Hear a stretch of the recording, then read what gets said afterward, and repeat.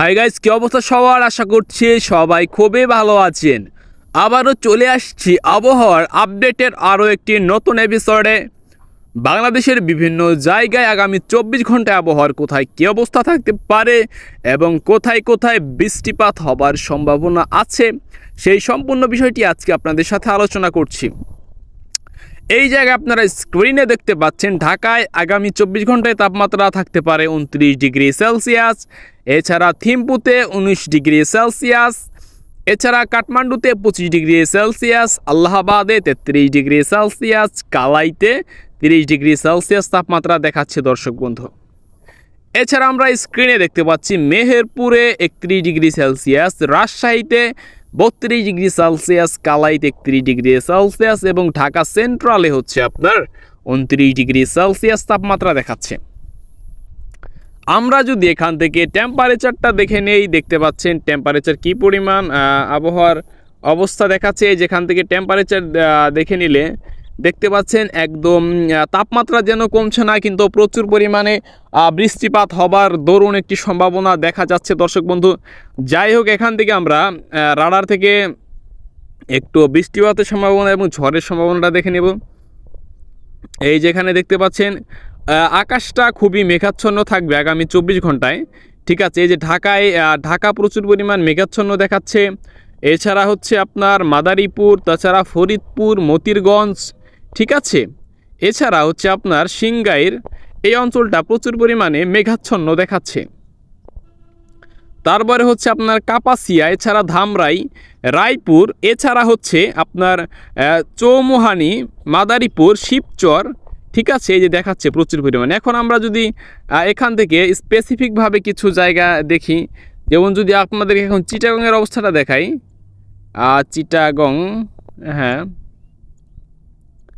চিটাগং ডিস্ট্রিক্টে, যেখান থেকে আমরা যদি এখান থেকে চিটাগং ডিস্ট্রিক্টটা বের করে নিই,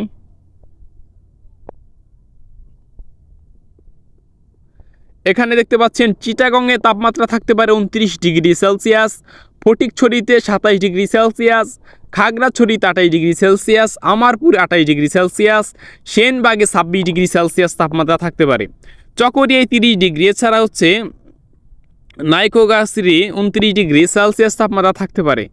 এবং আগামীকালকে চট্টগ্রাম শহর সহ চট্টগ্রামের পার্শ্ববর্তী এলাকায় সকাল থেকে সন্ধ্যা পর্যন্ত হালকা থেকে মাঝারি ধরনের বৃষ্টিপাত হতে পারে এবং ভারী বর্ষণ হওয়ার সম্ভাবনাও রয়েছে। এই যে দেখতে পাচ্ছেন এই সাইডটাতে যেমন হচ্ছে আপনার রায়পুর, এছাড়া হচ্ছে চৌমুহানি, এখানে মাঝখানে একটি মেঘের ঘূর্ণন সৃষ্টি হয়েছে।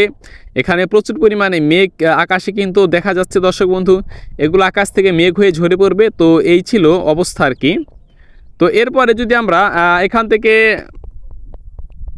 থেকে যদি আমরা সিলেটের অবস্থা দেখে নেই, এখান থেকে সিলেট ডিভিশন সিলেক্ট করছি আমি।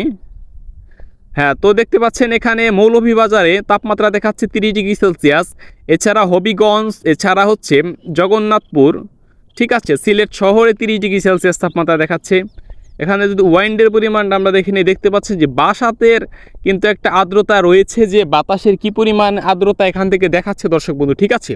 এছাড়া Chhatakbazar, Cherrapunji, Jaintapur 30 degree Celsius, Charkai 31 degree Celsius, Zakiganj 31 degree Celsius তাপমাত্রা দেখাচ্ছে দর্শক বন্ধু। এছাড়া মৌলভীবাজারে 30 ডিগ্রি সেলসিয়াস তাপমাত্রা দেখাচ্ছে, কমলগঞ্জে 30 ডিগ্রি সেলসিয়াস, কোয়াইতে 29 ডিগ্রি সেলসিয়াস তাপমাত্রা দেখাচ্ছে দর্শক বন্ধু।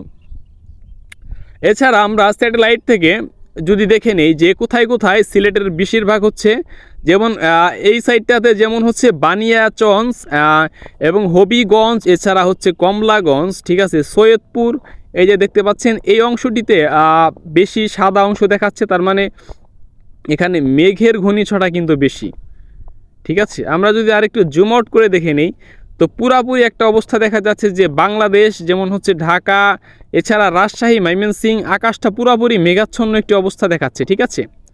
দেখতে পাচ্ছেন আকাশ মেঘাচ্ছন্ন, অর্থাৎ আগামী 24 ঘন্টায় বিভিন্ন জায়গায় এবং হালকা থেকে মাঝারি ধরনের বৃষ্টিপাত পুরা বাংলাদেশেই হতে পারে।